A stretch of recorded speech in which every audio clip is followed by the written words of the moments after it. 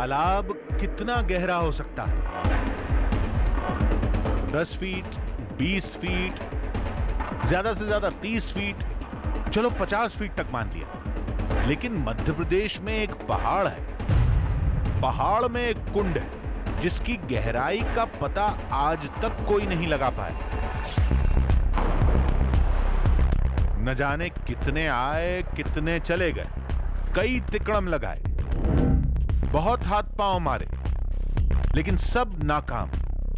अब आप कहेंगे कि गहरा है तो क्या हुआ, इसमें कौन सा रहस्य है?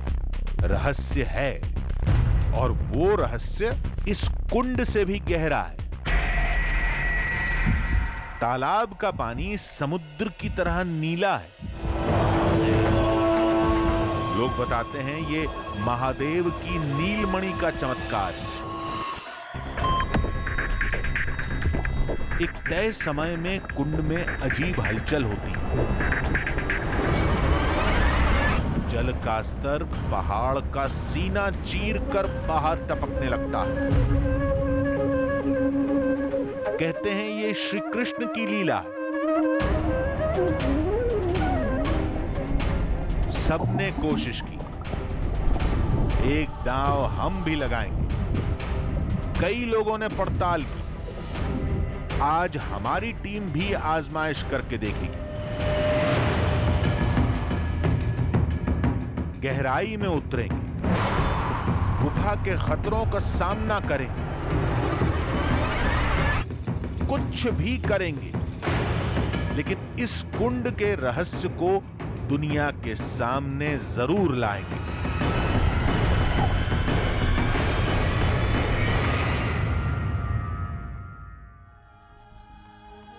आधी हकीकत आधा फसाना। आज की कहानी मध्य प्रदेश के एक कुंड की है। कोई उसे दिव्य कहता है, कोई दैवीय है। कुछ लोगों के मुताबिक उसका नाता पांडवों से है, तो कुछ लोग उसे महादेव का चमत्कार बताते हैं।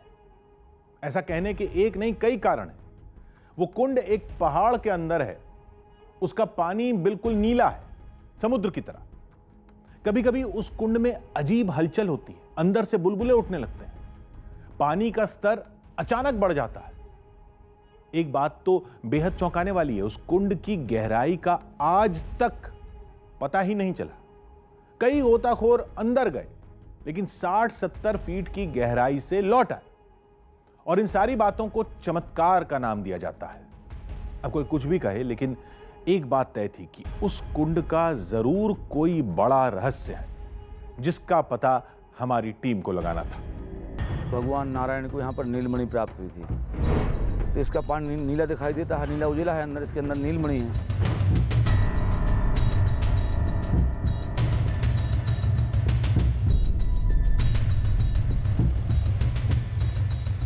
अमावस्या पूर्णिमा की रात्रि के 12 बजे 2 महापुरुष यहाँ आते हैं और कुंड के अंदर सफ़ेद वस्त्र पहन करके स्नान करते हैं और सीधा मतलब चले जाते हैं। इसके बाद थोड़ी देर बाद अलोप हो जाते हैं, मतलब दिखाई नहीं देते।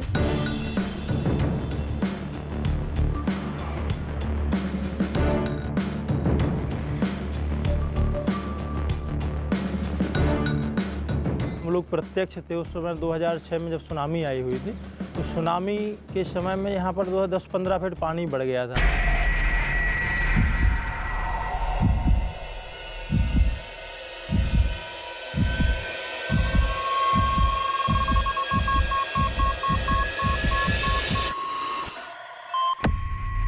कुंड की गहराई का तो कोई पता नहीं लगा पाया है। तो ये 2 लोग 5-6 घंटे पानी के अंदर रहे, तो उन लोगों ने बताया कि इसके नीचे 250 फीट नीचे नदी बहती है।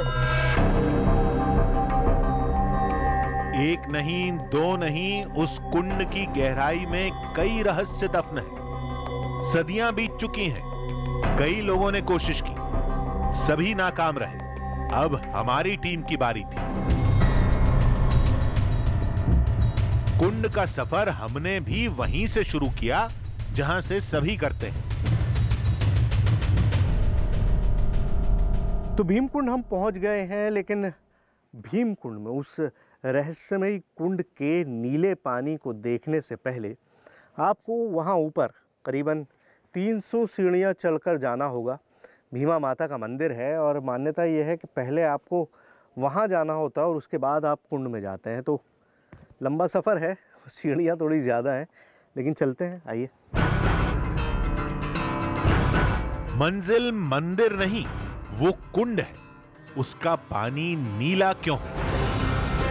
गहराई तक कोई क्यों नहीं पहुंच पाता? उसका क्या समुद्र से भी कोई नाता है?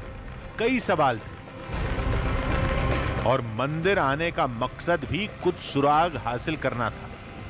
पहला सवाल यही था कि कुंड का पानी नीला क्यों है? कोई कोई कहता है कि इसमें नीलमणि है, कोई कोई कहता है।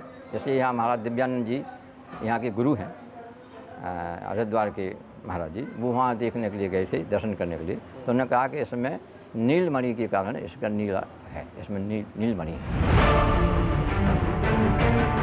कहते हैं वो कुंड बहुत गहरा है, इतना कि गोताखोर भी पता नहीं लगा पाते।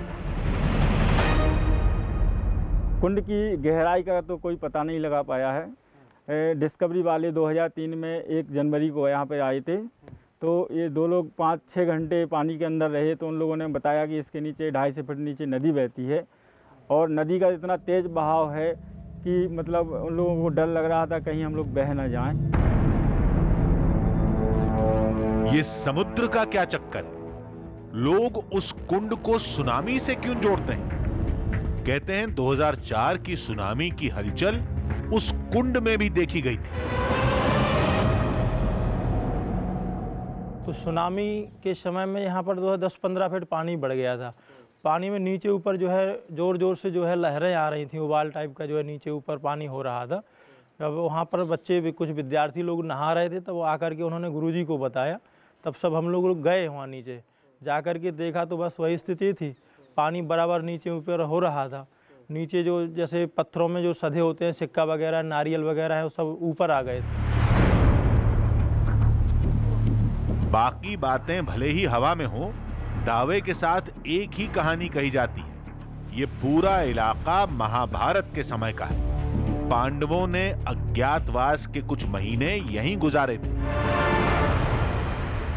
तो फाइनली उस जगह पर पहुंच गए हैं जिसको पांडव फॉल कहा जाता है। अब ये झरना हमारी मंजिल नहीं है, मैंने आपको बताया जाना हमको भीमकुंड है, लेकिन इस इलाके का क्या ताल्लुक़ है पांडवों के साथ, वो जानना बहुत ज़रूरी था। इसीलिए मैं यहाँ पांडव फॉल में आया हूँ। लेकिन पांडव फॉल में भी यहाँ पर रहना, यहाँ पर बैठना हमारा मकसद नहीं है।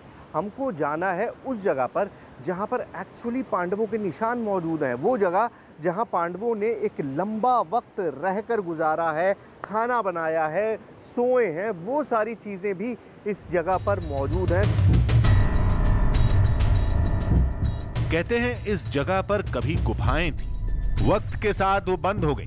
प्रतीक स्वरूप यहाँ कुछ निर्माण किए गए। मान्यता है कि पांडव यहीं रहा करते थे और वो चमत्कारी कुंड भीम ने बनाया था। यहाँ पर कहा जाता है कि पहले पानी नहीं था, तो पानी की आवश्यकता तो होती ही है, क्योंकि जो पांडव थे वो अर्धदेव थे, अर्धमानव थे। तो उस टाइम पर उन्होंने, कहते हैं, इंद्रदेव से आवाहन किया था। अर्जुन जो थे उनके मानस पुत्र थे इंद्रदेव के। तो उन्होंने जो है किसी कारण बस यहाँ जल देने से मना कर दिया था, जिसके कारण कहते हैं भीमसेन को क्रोध आ गया था।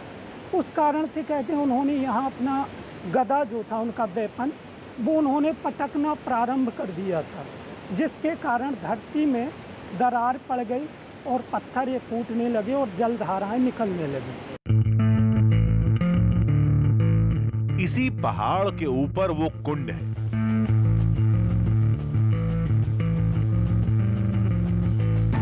वैसे इस जगह पर ऐसे कई साक्ष्य हैं जिन्हें महाभारत के समय का बताया जाता है। कुछ मूर्तियां, छोटे छोटे 5 मंदिर थे, लेकिन हमारी दिलचस्पी इस जगह में नहीं, उस कुंड में थी जिसका रहस्य हमें यहां तक खींच लाया। भीमकुंड के आसपास अभी तक जो कुछ आपने देखा है वो मैन मेड स्ट्रक्चर्स हैं, इंसानों ने जो कुछ बाद में बनाया। अब जो असली गुफा है वो यहाँ से शुरू होती है। ये गेट भी बाद में बनाया हुआ है, लेकिन जो असल गुफा है जिसके अंदर भीमकुंड है वो यहाँ से ही शुरू होता है। और पहली चीज़, अभी तक पानी पे नज़र नहीं पड़ी है, लेकिन जो पहली चीज़ है वो है स्टेंच, बदबू जो अंदर से आ रही है, क्योंकि गुफा है तो चमगादड़ हैं, और चमगादड़ हैं तो जाहिर है जो उनकी स्मेल होती है वो बहुत ओवरपावरिंग होती है, बहुत ज़्यादा तेज़ होती है जो गंध है, और वो यहाँ पर बहुत तेज़ आ रही है। मतलब गुफा के अंदर जब आप घुसेंगे तो मैं आपको एहसास नहीं करा सकता, मेरे पास कोई तरीका नहीं है कि वो स्मेल मैं आपको दे सकूं कि किस तरह से, लेकिन बहुत ज़्यादा स्मेल है, बहुत ज़्यादा गंध है। आइए।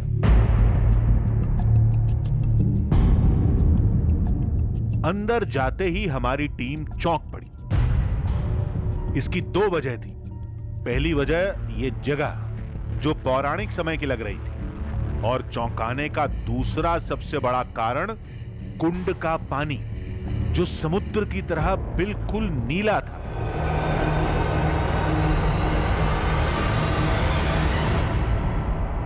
भीमकुंड में पहुंचते ही जो सबसे पहली चीज़ आपको स्ट्राइक करती है वो है इसका नीला रंग। अब मैंने बहुत ट्रैवल किया है, बहुत जगह जगह गया हूँ, बहुत अलग अलग तरह की चीज़ें देखी हैं, लेकिन किसी तालाब में, किसी कुंड में, किसी ठहरे हुए पानी में इतना गहरा नीला रंग मैंने पहले कभी नहीं देखा। और साइंस आप और हम जानते हैं कि पानी का अपना कोई रंग नहीं होता, आसमान के कलर को रिफ्लेक्ट करता है, इसलिए ब्लू दिखाई देता है। लेकिन यहाँ पर जो आसमान खुला हुआ है, चारों तरफ गुफा है, बहुत छोटा सा टुकड़ा है जो आसमान नज़र आ रहा है, और लेकिन उसके बावजूद इस कुंड का रंग जो है वो ऐसा है कि अगर आप कपड़े धोने से वाकिफ़ हों तो आपको अंदाज़ा होगा कि जब आप बाल्टी में नील घोलते हैं तो वो बिल्कुल नीला हो जाता है, और इस कुंड का रंग बिल्कुल वैसा ही है। अगर गौर से देखें तो गहरा नीला, मतलब ब्लू कलर, वो भी बहुत शार्प ब्लू कलर इसके अंदर दिखाई दे रहा है।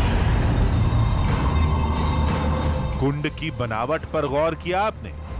किनारे पर तो सीढ़ियां थी जो बाद में बनाई गई, लेकिन बीच में यहां काफी गहराई थी, बिल्कुल पतली, मानो एक तंग रास्ता कहीं नीचे जा रहा है।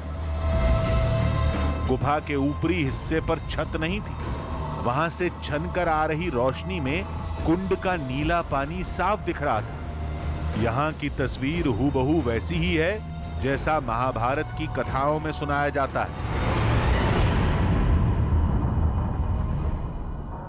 इस कुंड की कहानी जुड़ती है महाभारत के सबसे शक्तिशाली शख्स भीम से।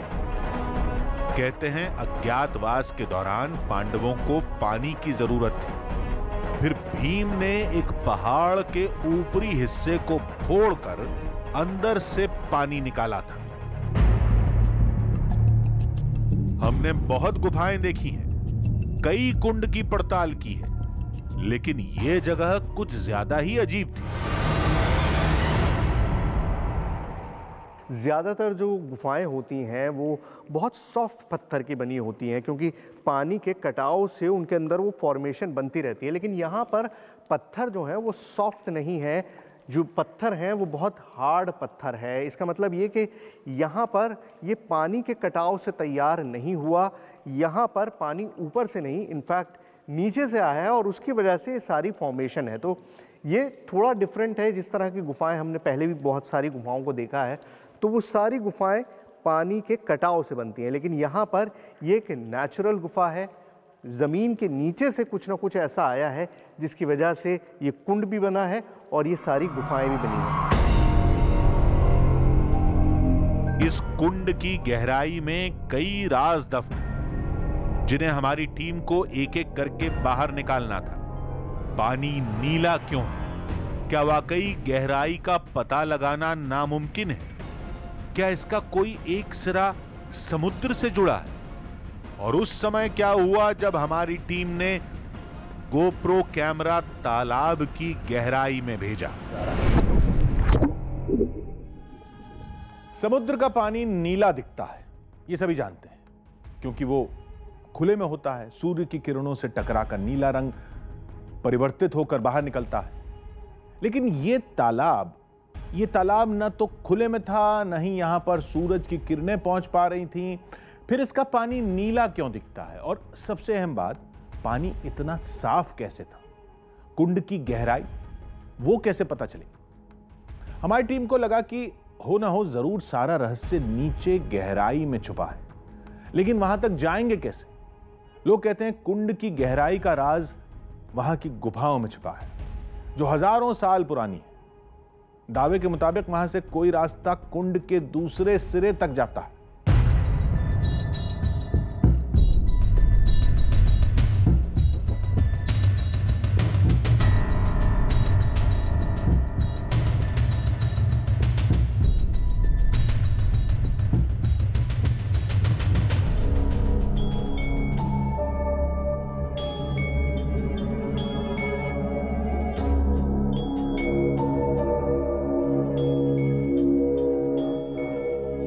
कोई कहता है कुंड में नीलमणि है, किसी के मुताबिक ये समुद्र का पानी है, कोई इसे पांडवों से जोड़ता है तो कोई महादेव और श्री कृष्ण से। ये कहानियां बरसों से गूंज रही हैं, लेकिन इसकी गहराई का पता क्यों नहीं चलता? अब पड़ताल का जिम्मा हमारी टीम के कंधों पर था। सबसे पहले हमने पानी के रंग को परखा। देखिए, भीमकुंड पहुंचते ही जो मैंने पहली बात आपसे कही थी वो ये कि इस कुंड का जो रंग है, जो कलर है, वो बहुत स्ट्राइकिंग है। और क्यों? क्योंकि वो बिल्कुल नीले रंग का है। ये नीला रंग जो है ये अपने आप में बहुत ही ख़ास है। लेकिन अब जब क्लोजली मैंने इसको देखा है, करीब से मैंने देखा है, तो मुझे एहसास हुआ है कि ये पानी जो है ये बिल्कुल उसी रंगत का है जिस रंगत का कोई भी आम पानी होता है। मतलब पानी का कोई रंग नहीं होता, पानी कलरलेस होता है। तो ये पानी बिल्कुल कलरलेस है। इस कुंड में नीचे कोई ऐसी चीज़ है, जो नीलमणि की कहानी भी हमने सुनी है, कोई नीचे ऐसी चीज़ है जो इसको ये नीली रंगत देती है। ये ब्लू कलर जो आपको दिखाई दे रहा है, और ये फ़र्क आपको यहाँ दिखाई देगा। ये देखिए, ये ब्लू कलर है, और यहाँ क्योंकि यहाँ पर नीचे प्लेटफॉर्म बना हुआ है तो यहाँ पर कलर आपको वाइट दिखाई दे रहा है। मेरे पैरों के आसपास, मेरे हाथ के आसपास यहाँ पे कलर आपको सफ़ेद दिखाई देगा। लेकिन यहाँ पर, इस जगह पर, क्योंकि यहाँ पर नीचे कुंड की गहराई है, वहाँ हम नहीं जा सकते, वहाँ पे बिल्कुल नीचे ज़मीन में जा रहा है, तो वहाँ पर कलर ब्लू दिखाई दे रहा है और यहाँ पर कलर वाइट दिखाई दे रहा है। जाहिर है पानी जो है वो कलरलेस है, बिल्कुल उसी तरह जैसे पानी होता है, लेकिन कुंड में कोई ऐसी चीज़ है जो उसको नीली रंगत दे रही है। कुंड में नीचे ऐसा क्या है जिससे पानी नीला दिखता है? ये जानने के लिए कुंड की गहराई में जाना पड़ेगा, जो फिलहाल मुमकिन नहीं। हम नहीं जा सकते, लेकिन एक वाटरप्रूफ कैमरा तो नीचे भेज सकते हैं। उससे पहले पानी को एक बार और परखना जरूरी था। ये बिल्कुल उसी तरह की रंगत है इसकी भी। ये कुंड का पानी है, ये बॉटल्ड वाटर है, मिनरल वाटर जिसे कहते हैं। ये दोनों बिल्कुल एक ही रंगत के हैं, मतलब इनमें कोई रंग नहीं है, कलरलेस है। पानी नीला क्यों है, गहराई कितनी है, ये जानने के लिए वाटरप्रूफ कैमरे के साथ कुछ और सामान की जरूरत थी। टीम का एक सदस्य उसे लाने चला गया। फिर हम एक नई पड़ताल में जुट गए। भीमकुंड के बारे में सबको, कुंड के बारे में तो पता है कि भाई कुंड है, हर आदमी जानता है, पानी है, ये है, लेकिन गुफाएं भी बहुत सारी हैं और चारों तरफ हैं, और इतनी गहरी है कि किसी ने एक्सप्लोर करने की कोशिश नहीं की है। जाहिर है हम भी नहीं कर सकते हैं। एक गुफा है ऊपर जहाँ पर पंडित जी थोड़ा सा गए हैं अंदर तक, तो उसी में जाके देखने की कोशिश करते हैं कि क्या फॉर्मेशन है, किस तरह की। आइए पंडित जी।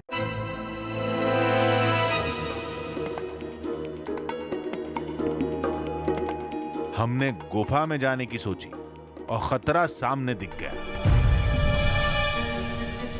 टीम को जहरीले सांप और बिच्छुओं से पहले भी आगाह किया गया था, लेकिन इतनी जल्दी पाला पड़ेगा ये नहीं सोचा था। ये एक सांप है जो पानी में रहता है, और अभी मेरी नज़र पड़ गई, नहीं तो इस पे पैर पड़ जाता। तो ये सांप है, फन बहुत मारता है, एक कोशिश करता है कि किसी तरह से, देखिए आप इसका फन जो ये निकाल रहा है। ये साइज़ देखने में आपको बहुत छोटा लग रहा है, लेकिन कोई भी सांप जो है वो छोटा बड़ा नहीं होता, उसके अंदर जो जहर है वो मायने रखता है। तो ये पानी का सांप था, अगर नहीं देखते तो पाँव पड़ जाता, और पाँव पड़ जाता तो ये कहानी यहीं ख़त्म हो जाती।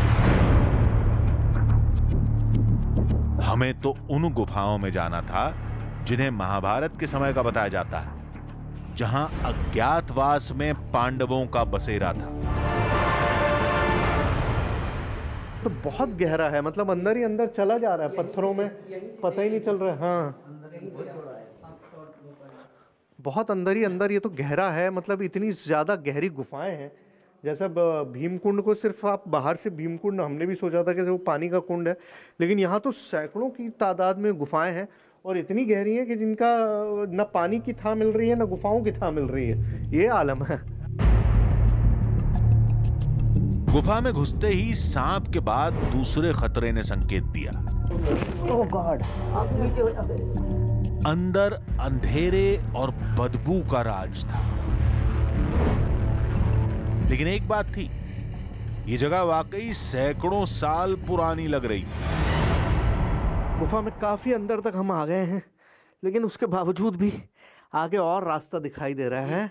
और आगे रास्ता है, और रास्ता है सर, और अंदर कहीं बैठ के, कहीं खड़े होके, कहीं लेट के जाना पड़ता है अंदर, और दम घुटने लगता है अंदर जाने में, तो वापस लौटना पड़ता है। लौटना बड़ा मुश्किल हो जाता है। हाँ, लेकिन आगे रास्ता तो और होगा। रास्ता है,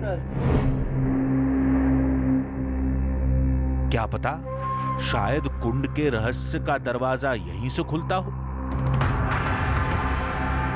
कुछ नहीं तो महाभारत की कोई नई कहानी या पांडवों की नई निशानी ही मिल जाए। इसी उम्मीद से हमारी टीम बढ़ती रही।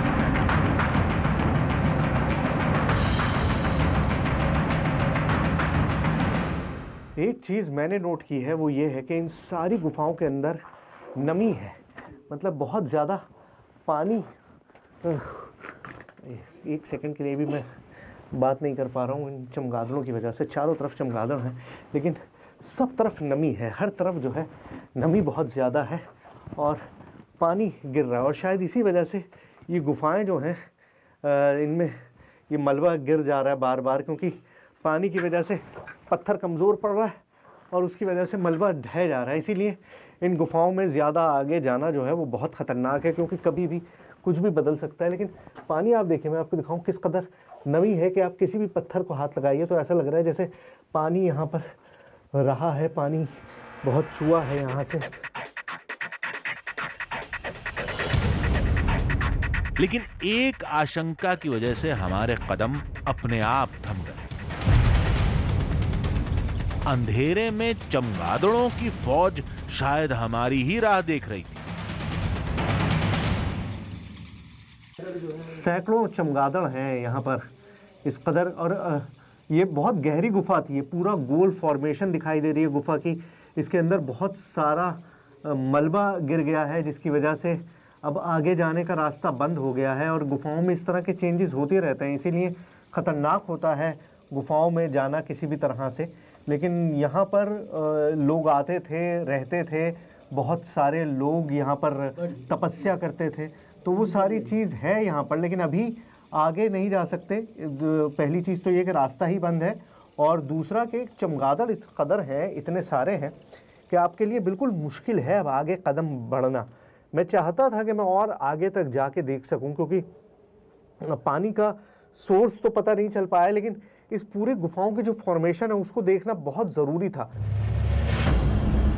आगे रास्ता बंद था।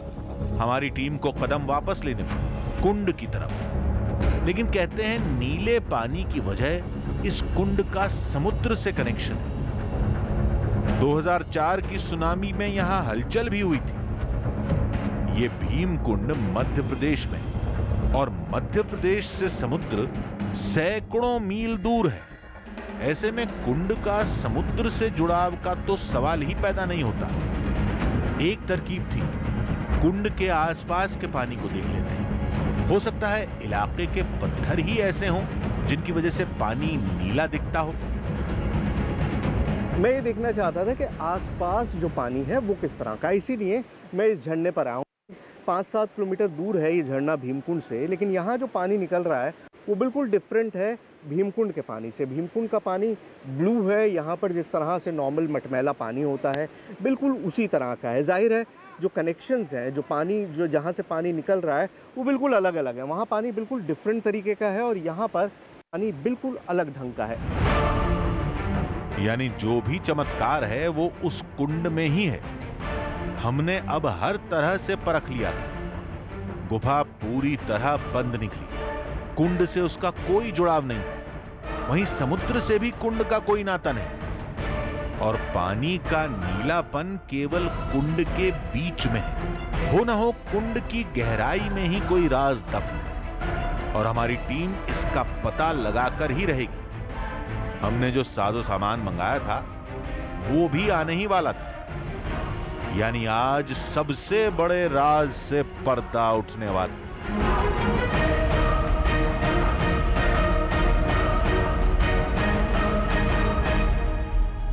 आधी हकीकत आधा फसाना। कंदराओं में हमारी टीम को कुछ नहीं मिला, वो बहुत पुरानी थी, रास्ता बंद हो चुका था। वैसे भी वहां खतरा बहुत था। अब समझ में यह नहीं आ रहा था कि कुंड का पानी आता कहां से है। अगर उस जल का कोई स्रोत है तो कहां है? कुंड की गहराई में अगर है तो वहां तक हमारी टीम कैसे पहुंचेगी? कुंड का पानी नीला क्यों दिखता है? और कुंड में कभी कभी होने वाली उस हलचल का क्या? अब तो एक ही रास्ता बचा था।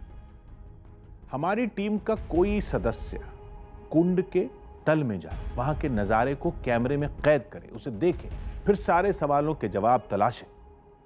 इसको लेकर हमने तैयारी भी पूरी कर ली थी।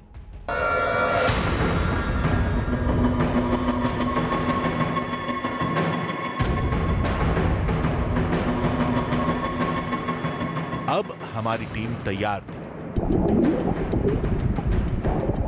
पड़ताल के औजार भी आ चुके थे।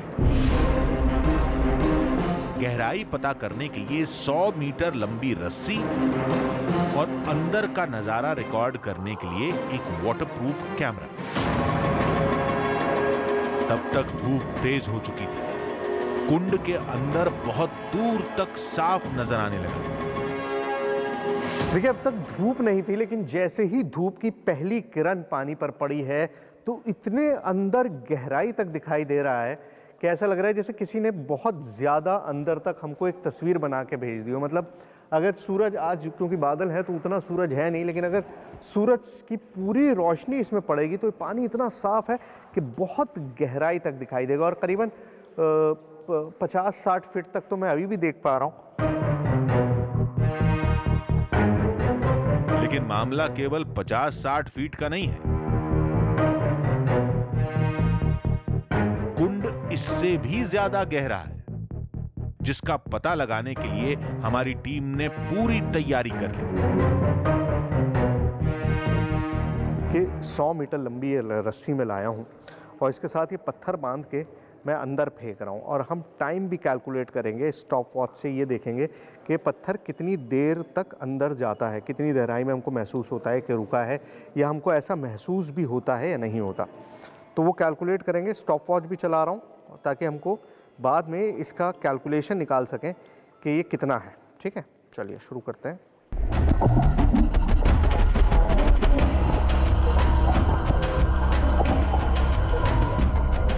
ये देखिए, रस्सी अपने आप ही चलती जा रही है, बहुत लंबी रस्सी है।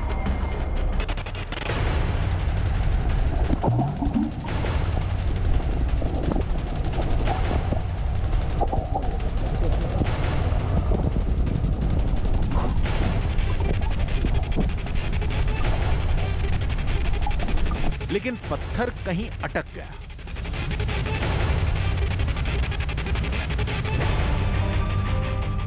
हमने एक कोशिश और की,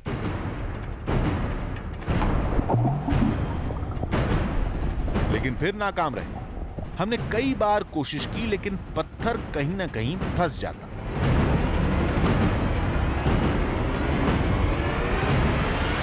दो तीन बार मैंने कोशिश करी कि किसी तरह से मैं वो रस्सी में बांध के पत्थर को नीचे फेंक सकूं, लेकिन नीचे चट्टान है एक सेंटर में ना, और बार बार पत्थर उसी पे जाकर रुक जा रहा है, नीचे गहराई में नहीं जा रहा। अब वहाँ पे गुरुजी को दिया है। गुरुजी, सेंटर में डालेंगे आप? हाँ डालिए। चलिए, ये देखिए, ये डाल दिया गया। अब देखिए कितना सिंक करता है। 100 मीटर से भी ज़्यादा लंबी रस्सी है ये, 100 मीटर से भी ज़्यादा। ये देखिए, पूरी रस्सी नीचे जाती जा रही है। ये देखिए, ये रस्सी पूरी है, पूरा बंडल है। और किस रफ्तार से नीचे धंस रहा है। अब रस्सी बहुत तेजी से अंदर जा रही थी। शायद पत्थर का रास्ता साफ था। देखिए 100 मीटर का बंडल था। उस 100 मीटर में से ये करीबन 10 मीटर का ऐसा बंडल है जहां पर अब ये नीचे जा नहीं रही है। लेकिन अभी भी मुझे लगता नहीं है कि उसका तला मिला है। अभी भी कहीं किसी चट्टान पे वो पत्थर अटक गया है, जिसकी वजह से अब रस्सी ने आगे जाना बंद कर दिया। तो मतलब अब इससे ज़्यादा हम और कुछ कर नहीं सकते इसकी गहराई नापने के लिए। लेकिन 90 मीटर तो है जो मैंने प्रूव कर दी है, लेकिन उससे भी आगे है, बहुत ज़्यादा आगे है, जैसा ये यहाँ पे कहते हैं। हमारी टीम रस्सी बाहर खींचने लगी।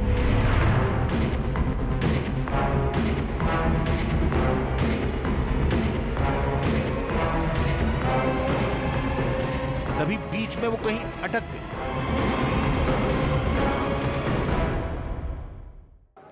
आइए महाराज, इधर आइए।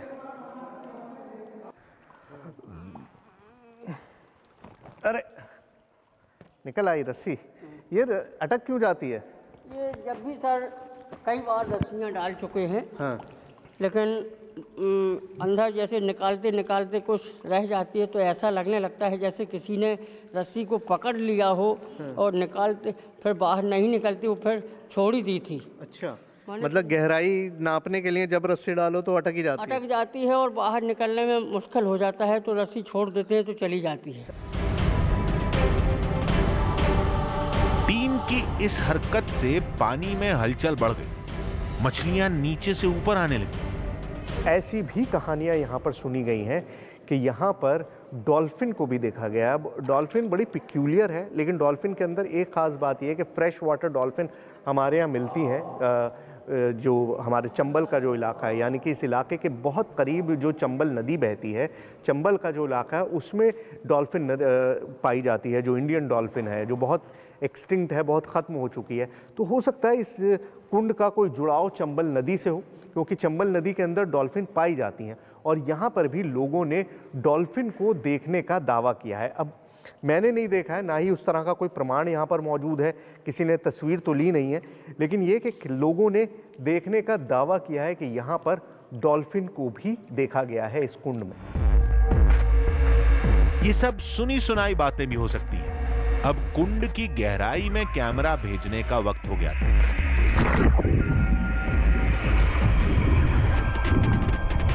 पहले ये जानते हैं कि पानी के नीचे आखिर है क्या।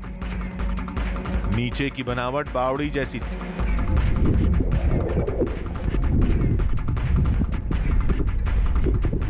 लेकिन बीच में बहुत गहराई थी। कुंड के तल में दो बड़े बड़े सुराख थे। वहां तक जाने के लिए रस्सी का इस्तेमाल करना पड़ेगा। मेरे पास ये गोप्रो कैमरा है जिसको मैंने एक नेट में, फिश नेट में बांध दिया है, और इस कैमरे को मैं नीचे डालता हूँ। अब जहाँ तक रोशनी है वहाँ तक तो ये रिकॉर्ड कर ही सकता है। तो देखते हैं कि हमको कुंड में कुछ ऐसा दिखाई देता है जो अलग है या नहीं है। Let's see. इसके साथ ये रस्सी भी बांध दी है बहुत लंबी सी, जहाँ तक मुमकिन होगा ये चला जाएगा। चलिए, तो मैं शुरू करता हूँ। इसको पानी में फेंक रहा हूँ।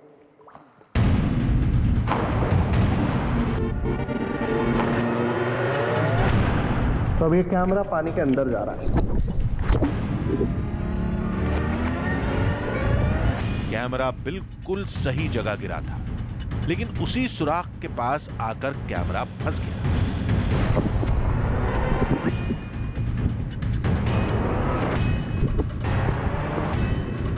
हमने कई बार कोशिश की, कैमरे को कई जगह से फेंका,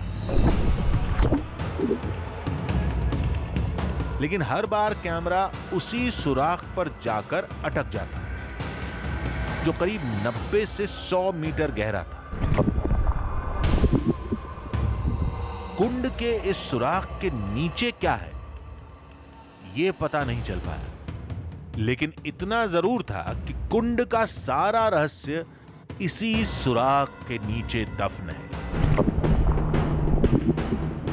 भीम कुंड के रहस्य को सुलझाने की हमारी टीम ने अपनी तरफ से पूरी कोशिश की, लेकिन जितना किया वो उस कुंड की पहेली को सुलझाने के लिए काफी नहीं था। 100 मीटर की रस्सी से गहराई का कुछ अंदाजा तो लगा, लेकिन पक्के तौर पर कुछ नहीं कहा जा सकता।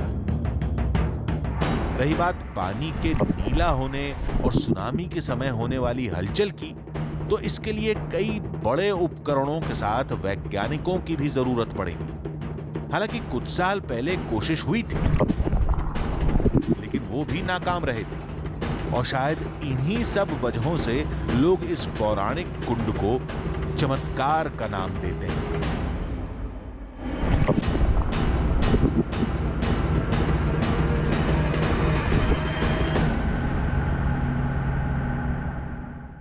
नमः शिवाय। 800 साल पुराना भगवान शिव का धाम, जहां दर्शन करने आते हैं जंगल के कुछ खूंखार तेंदुए।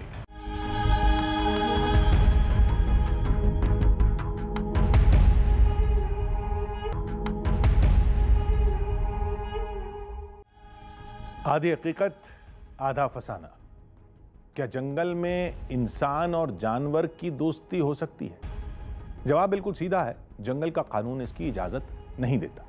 लेकिन राजस्थान में उदयपुर के पास पत्थरों का एक जंगल है, वहां महादेव का एक धाम है, जहां केवल एक कानून चलता है। उस मंदिर में इंसानों के साथ जानवर भी भगवान शिव की पूजा करते हैं। दावे के मुताबिक ये नियम किसी और ने नहीं, युगों पहले खुद महादेव ने बनाया था। पौराणिक कथा के मुताबिक उस धाम की रक्षा की जिम्मेदारी तेंदुओं को सौंपी गई थी। कहते हैं वो जानवर आज भी महादेव के उस आदेश का पालन करते हैं। दावे के मुताबिक आज भी उस मंदिर में इंसान और जानवर एक साथ आते हैं, दर्शन करते हैं और चले जाते हैं। कोई एक दूसरे के रास्ते में नहीं आता, और ऐसा दिन में 2 बार होता है।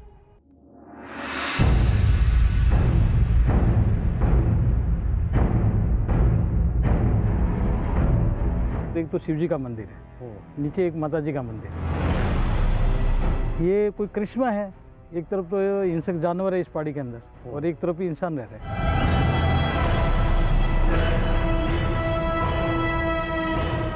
जैसे मान लीजिए बाबा जी आ रहे हैं और लेपर्ड अगर बीच में बैठा हुआ है तो वो उनको साइड दे देगा, और मान लीजिए लेपर्ड अगर वो बाबा जी अगर बीच से निकल रहे हैं और लेपर्ड साइड में है तो वो उनको साइड दे देंगे।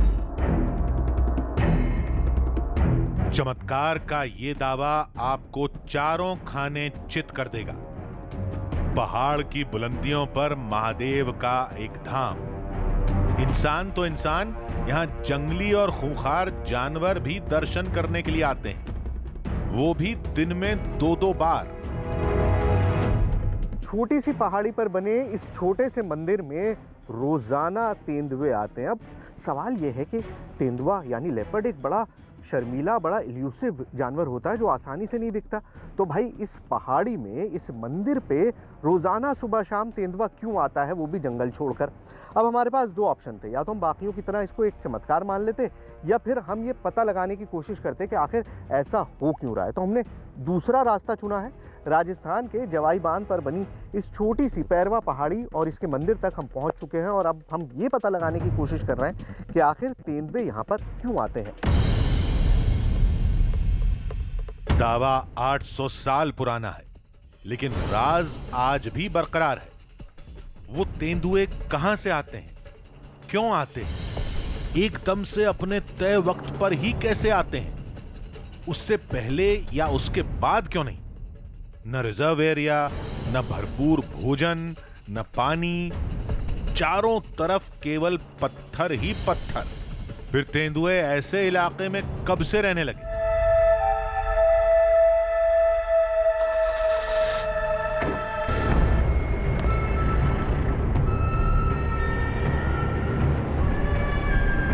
सुबह होते ही हमारी team wild life expert Dilip के साथ उस मंदिर के लिए रवाना हो गई। तो पैरवा हम पहुंच गए हैं, मतलब वो जगह जहां पर वो मंदिर है, जहां पर पैंथर रोजाना आता है। तो सर यही वो पूरा इलाका है? जी सर, यही वो इलाका है। और यहाँ ऊपर जो मंदिर दिख रहा है उस तरफ, वहाँ पर इस सीढ़ियों पर लगातार उसका मूवमेंट जो है लेपर्ड का रहता है, डेली लगभग डेली रहता है यहाँ पर।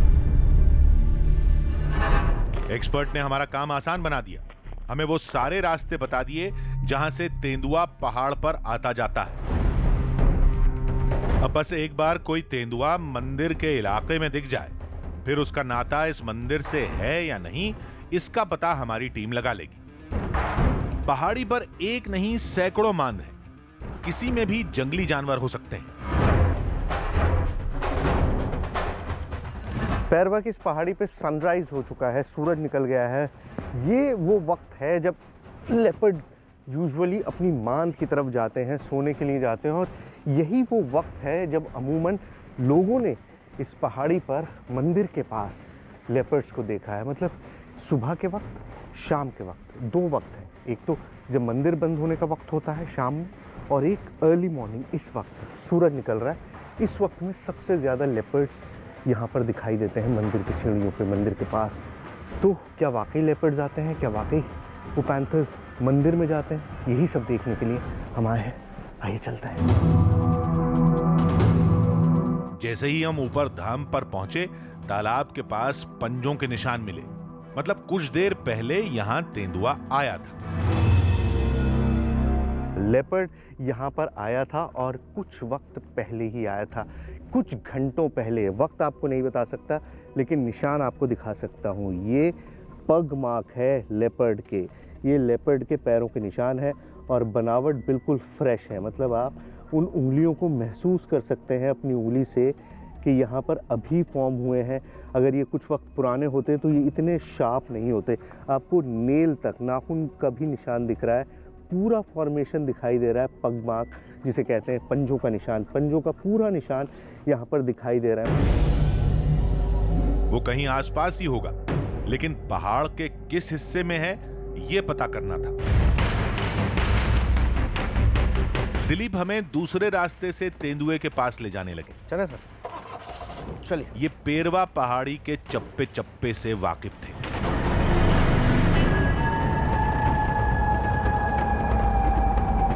तभी एक लड़के ने दूसरी तरफ जाने का इशारा किया। अब हमें इस पहाड़ी के ऊपर जाना था।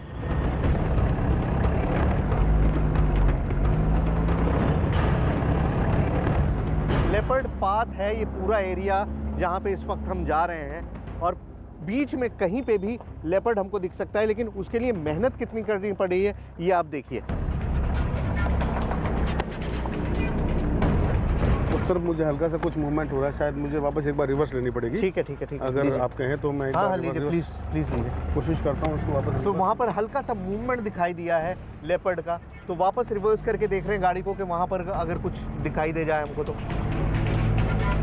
ये जो पूरा कैमोफ्लेज है, एक्सपर्ट होता है, बहुत कनिंग एनिमल होता है लेपर्ड, और हम जहाँ से सोचना ख़त्म करते हैं वहाँ से वो शुरू करता है। तो आप उसको नहीं देख पाते, लेकिन उसकी नज़र आप पर रहती है, वो आपको देख रहा होता है। तो वही कुछ यहाँ पर हो रहा है कि हो सकता है इसी पाथ में, क्योंकि वो घूमता है, शिकार कर कर आया है, तो हो सकता है उसकी नज़रें हम पर हों। हम तलाशने की कोशिश कर रहे हैं, हमको नहीं दिखाई दे रहा है, लेकिन उसकी नज़रें कॉन्स्टेंटली हम पर होंगी। तेंदुआ दूसरी पहाड़ी पर निकल गया था।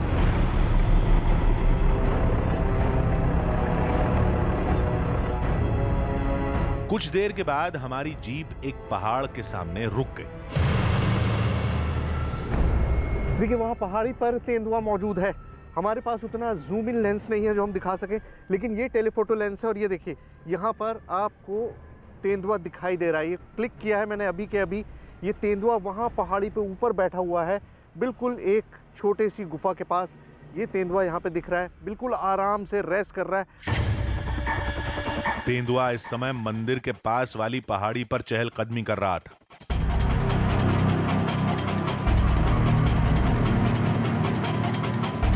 तेंदुआ अब चलने लगा है ये पहाड़ी पे। जो उस वक्त कहा था कि शाम के वक्त, सनसेट के वक्त, सनराइज सनसेट, दो वक्त जब मंदिर के पास तेंदुआ आता है, और इस वक्त तेंदुआ मंदिर के पास मौजूद है। मतलब इतना एक्साइटमेंट है, मैं आपको बता नहीं सकता हूँ किस तरह से वहाँ पर देखिए। लेकिन ये अपने आप में अनबिलीवेबल है कि मंदिर में जिस तरह से कहा जाता है सुबह और शाम तेंदुआ आता है, तेंदुआ इस वक्त वहाँ मौजूद है। तेंदुआ आंखों से ओझल हो गया। हमने पीछा करने का सोचा, लेकिन दिलीप के मुताबिक उसे पकड़ना अब मुश्किल था। दिन के वक्त तेंदुए छिपे रहते हैं, लिहाजा अब शाम होने का इंतजार था। मंदिर में जो, ऐसा मैंने आपसे कहा कि इस मंदिर में 2 टाइम है जहाँ पर लोगों ने देखा ही देखा है। एक सुबह के वक्त आरती के वक्त, एक शाम के वक्त। आरती आज सच यहाँ पे क्योंकि बहुत लोग नहीं आते हैं तो बहुत थोड़ी और लिमिटेड होती है, बट स्टिल यही 2 टाइम है। तो एक टाइम हमने कोशिश कर ली, अभी हमारा सेकंड अटैम्प्ट होगा। शाम में एक बार जाएंगे, दोबारा देखेंगे और फिर से देखने की कोशिश करेंगे कि मंदिर के आसपास लेपर्ड हमको कहाँ पर मिलता है। हमारी टीम को तेंदुए शिवधाम के इलाके में 2 बार दिखे और वक्त भी सुबह का था। तो क्या दावे के मुताबिक शाम को भी जानवर दिखेंगे? दिलीप ने कहा जरूर मिलेंगे, क्योंकि तेंदुए और गांव के लोग आस्था की डोर से बंधे हैं। यहाँ पर अभी तक जो लोगों में एक भाव है वो ये मान के चलते हैं कि जो लेपर्ड है वो देवी का वाहक है और देवी का वाहन है। और अगर उसने मान लीजिए एक आधी बकरी को मार दिया, एक आधी भेड़ को मार दिया, तो वो ये मानते हैं कि देवी माता ने भोग लिया है और वो उसको मान करके अपने मन में प्रसन्नता रखते हैं, किसी प्रकार का विद्वेष या उसके प्रति विरोधाभास नहीं रखते। इस वजह से अभी तक ये कोएग्जिस्टेंस अभी तक बना हुआ है। लोगों की मान्यता और आस्था जुड़ी हुई है माता के प्रति, ईश्वर के प्रति, उनको वाहन के रूप में इसको मान रहे, इसलिए वो अभी तक जो है इसके प्रति नेगेटिव नहीं है, अभी तक उनके विचार पॉजिटिव है। एक बार फिर उसी मर्यादा की बात सामने आई जिसके तार पेरवा पहाड़ी के उस शिवधाम से जुड़ते हैं। आपको बहुत सारी जगह ह्यूमन लेपर्ड कॉन्फ्लिक्ट की बातें दिखाई देगी। ये एकमात्र ऐसी जगह है जहाँ पर कभी कोई कॉन्फ्लिक्ट नहीं हुआ, कभी आदमी ने अपनी मर्यादा ही नहीं लांगी और न ही इस जानवर ने कभी अपनी मर्यादा लांगी है। शाम होते ही हम धाम की तरफ निकल पड़े। हमारी नजर पेरवा पहाड़ी पर ही थी। तभी दिलीप को तेंदुए की लोकेशन की जानकारी मिली। हम कोशिश ये कर रहे हैं कि किसी भी तरह से साइड कर सके। वो जो लेपर्ड किल करके अभी गया है उसकी इंफॉर्मेशन मिली है कि वो दूसरी तरफ है पहाड़ी के। तो पैदल अगर आप पहाड़ी क्रॉस करके जाते तो बहुत वक्त लगता। गाड़ी से जाने की कोशिश कर रहे हैं बहुत तेज से, बेहद खतरनाक रास्ते हैं। एक एक सेकंड में आपको डायरेक्शन चेंज करना पड़ता है, एक एक सेकंड बाद आपको वो करना पड़ता है, लेकिन कोशिश कर रहे हैं कि वहां तक पहुंच सके।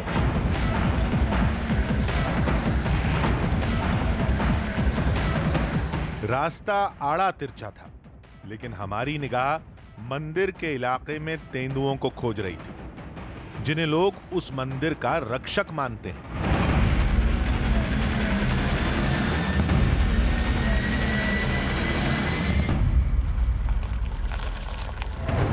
कुछ देर पहाड़ों में भटकना पड़ा। तेंदुए को खोजने में कड़ी मशक्कत करनी पड़ी। फिर नतीजा हमारे सामने था। वो सामने बैठा हुआ है, बिल्कुल सामने, वहां पर बिल्कुल सामने बैठा हुआ है तेंदुआ लेपर्ड। वो लेपर्ड जो इस पहाड़ पे, इस मंदिर में हर रोज आता है।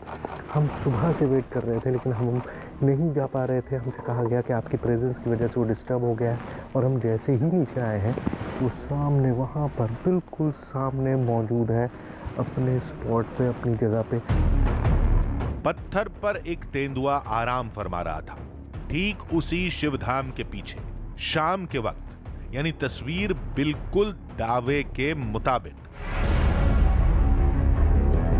इतने सुकून से बैठा हुआ है जैसे वो हमको दिखाना चाहता हो कि देखो मैं यहाँ पर पूरे वक्त मौजूद था। तुम घूमते रहे, तुम इधर उधर जाते रहे, तुमने कोशिश करते रहे तुम तलाशने की, और मैं पूरे वक्त यहीं पर था, पूरे वक्त में यहीं पर मौजूद था। और उस सामने बैठ के बाकायदा एक पूरा डिस्प्ले कर रहा है। आप देखिए कितने सुकून से, कितने इत्मीनान से बैठा हुआ है। अब ये मंदिर से आ रहा है या इस जगह पर इसकी मांद है, क्या पता, लेकिन फिलहाल ये धाम के करीब ही था। सामने बैठा हुआ है, ये फुल ग्रोन मेल है। फुल ग्रोन मेल जो सुबह यहाँ इस केव के अंदर घुसा था, उसको सुबह यहाँ हमारे रेकर ने देखा था। और अभी जब हम लोग यहाँ आए तब 2-3 गाड़ियाँ उधर खड़ी थी, तो इस वजह से लेट निकला। जब आपने देखा एकदम से निकला तो ये नीचे की तरफ से एक जो केव है वहाँ से ऊपर की तरफ मूव किया और वो बिल्कुल अपने सामने जा करके बैठ गया। ये फुल ग्रोन मेल है सर। और वो अब उसके शाम का टाइम होता है बाहर निकलने का, अब शिकार के लिए जाने का। वही सनराइज और सनसेट की जो बात हो रही थी कि जब मंदिर में आरती का वक्त होता है तो लेपर्ड पहुँच जाता है, तो यही सिलसिला चलता है। बिल्कुल सर, बिल्कुल आप सही फरमा रहे हैं। और ये बिल्कुल बहुत नज़दीक नीचे की तरफ बैठा हुआ है। अब इसका जो मूवमेंट है वो बिल्कुल नीचे की तरफ जाएगा। ये एक बार ऊपर इसलिए गया है नीचे से, वो अपने इस एरिया को टो कर रहा है किस तरफ मुझे निकलना है, और जैसे उसको लगेगा हल्का सा अंधेरा होगा तभी ये यहाँ से मूव कर जाएगा। अच्छा, ये अपना रास्ता अभी चुनने की कोशिश कर रहा है।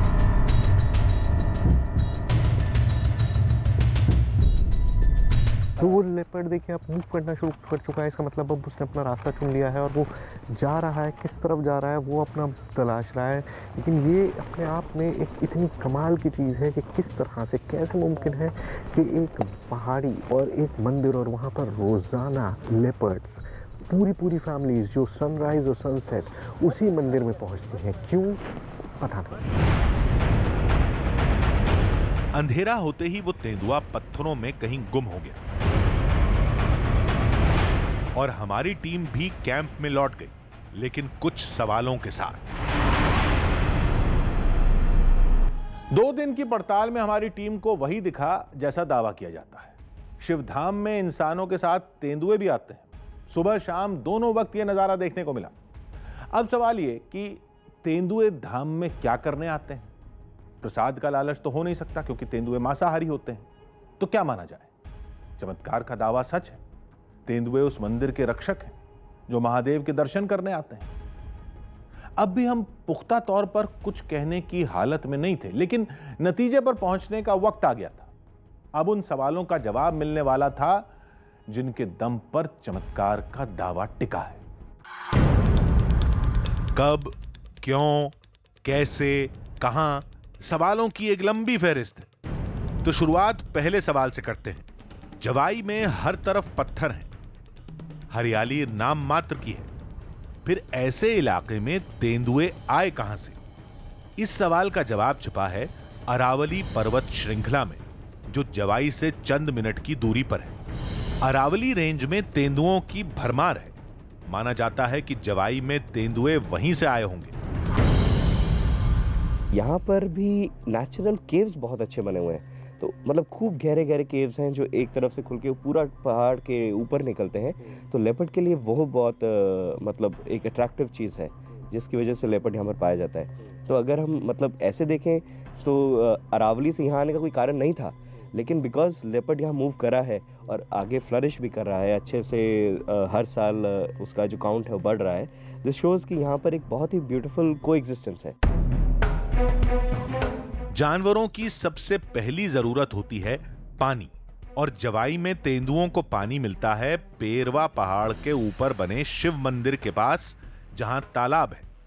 नीचे कहीं पानी मिले या न मिले, जानवरों को यह पता रहता है कि इस तालाब में पानी का मिलना तय है। 2 दिन की कवायद में आखिरकार हमने लेपर्ड को देख ही लिया, लेकिन बड़ी बात यह है कि यहाँ पर इस मंदिर में लेपर्ड आने की क्या वजह है। कई सारी वजूहात हैं जो मेरे सामने हैं। उनमें से एक ये है पानी, वाटर टैंक। देखिए जहाँ पर पानी अवेलेबल होता है, आसानी से खाना अवेलेबल होता है, वहाँ पर कोई भी जानवर आता ही। और लेपर्ड जैसा चालाक जानवर तो पहले ही आइडेंटिफाई कर लेगा कि वो कौन सी जगह है जहाँ पर उसे पानी आसानी से मिल सकता है। तो पैरवा की इस पहाड़ी के ऊपर पानी का एक सोर्स मौजूद है। पानी का एक स्रोत हमेशा मौजूद रहता है और इस वजह से पैरवा की इस पहाड़ी पर लेपर्ड का आना कोई कमाल बात नहीं है, बल्कि एक बड़ी नेचुरल चीज़ है। पीने के लिए पानी मिल गया, खाने के लिए इलाके के छोटे पालतू जानवर हो गए। लेकिन एक बात समझ में नहीं आती, जवाई में कोई तेंदुआ किसी इंसान पर हमला क्यों नहीं करता? इसकी क्या वजह हो सकती है? लेपर्ड चूंकि ये आदमी के आसपास के हैबिटाट में रहने जब आ गया है तो उसने अपना एक हैबिटाट डेवलप कर लिया। यहाँ सेपर्ड्स, यहाँ रेबारीज हैं जिनकी अपनी भेड़ बकरियाँ हैं। उनके पास कोई नेचुरल प्रे नहीं है। उनके पास नेचुरल प्रे के नाम पर या तो थोड़े बहुत बंदर हैं या फिर कोई मोर हैं। वो डिपेंडेंट है आपके भेड़ बकरी पे या गांव के अंदर जो कुत्ते हैं या छोटी गाय के बछड़े हैं। तो मुझे ऐसा लगता है कि इन्होंने अपने आप को उसमें अनुकूल अपने कर लिया है कि ये जो आदमी है इसके ऊपर हमारी डिपेंडेंस है, तो हमें इनसे दूर रहना है। तो वो कभी अपनी मर्यादा नहीं लांघ रहा है। वो उसका अपना फूड, उसका प्रेम मिल गया और वो अपना काम कर रहा है। ये मामला पूरी तरह से जीवन के संघर्ष और उसके चक्र के साथ जुड़ा है। तेंदुए अपनी जरूरत के हिसाब से मूवमेंट करते हैं। इत्तेफाक से उन जगहों का जुड़ाव महादेव के धाम से है। लिहाजा लोगों ने इसे अपनी आस्था की नजर से समझ लिया। मंदिर से जुड़ी आस्था पर कोई सवाल नहीं है, वो तो एक हकीकत है। शिवधाम में तेंदुओं के आने की बात भी सही है, लेकिन आने की वजह वहां की गुफाएं हैं और तालाब का पानी है।